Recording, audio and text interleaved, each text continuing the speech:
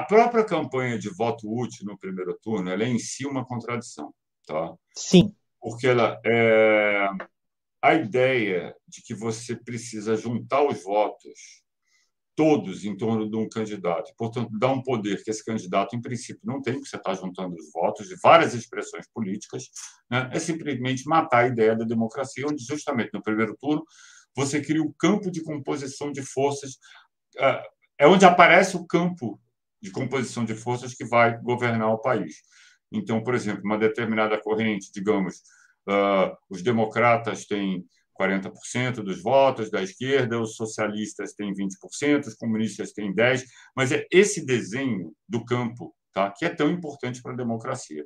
A ideia de acabar com isso e jogar isso tudo numa pessoa só, de que uma pessoa só é capaz, ou um partido só é capaz de representar esse campo, é uma falácia. Isso é uma mentira. E essa foi uma das mentiras mais graves contadas pela cúpula petista, né? E, portanto, essencialmente antidemocrática. Portanto, essencialmente antidemocrática. E aí, vamos lá, quase fascista, porque, na verdade, está usando o mesmo mecanismo, né? O mecanismo de uma mentira que, propagada 1000 vezes, torna-se uma verdade incontestável, e foi, de fato, você tinha Márcia Tiburi, Jean, você tinha, né, pessoas, né, que têm aí um certo... engajando nessa história, não. Quem não vota no Lula no primeiro turno é fascista. Cacete!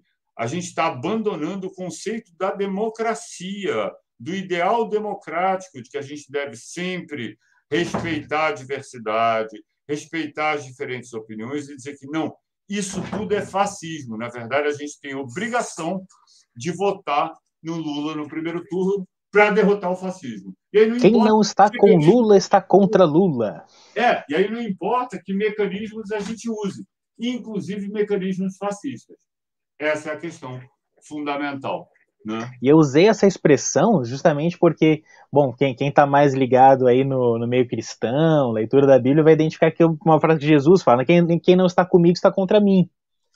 Então, quer dizer, há um certo messianismo nesse sentido. Sim.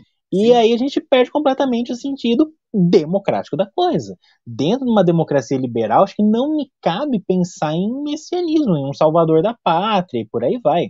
Exatamente. E outra, o debate, a contradição, eu até diria, é próprio da democracia liberal. Exatamente. E o que a gente está falando aqui, e aí por isso que é preciso a gente voltar nos conceitos, quando a gente fala em salvar a democracia, em defender a democracia, enfim, ok, vamos pensar que democracia é essa que a gente quer defender. A gente está falando aqui do mínimo de civilidade, que é a democracia liberal, como está posta aqui, estamos falando de Constituição de 88 e tal. Se a gente estivesse falando em romper a ordem, daí a conversa é diferente. Mas eu vi, inclusive, pessoas dizendo, ora, mas isso é muito idealismo, esse negócio de querer mudar o mundo, querer mudar as coisas, mudar o sistema. Não, vocês são muito novos para pensar nisso.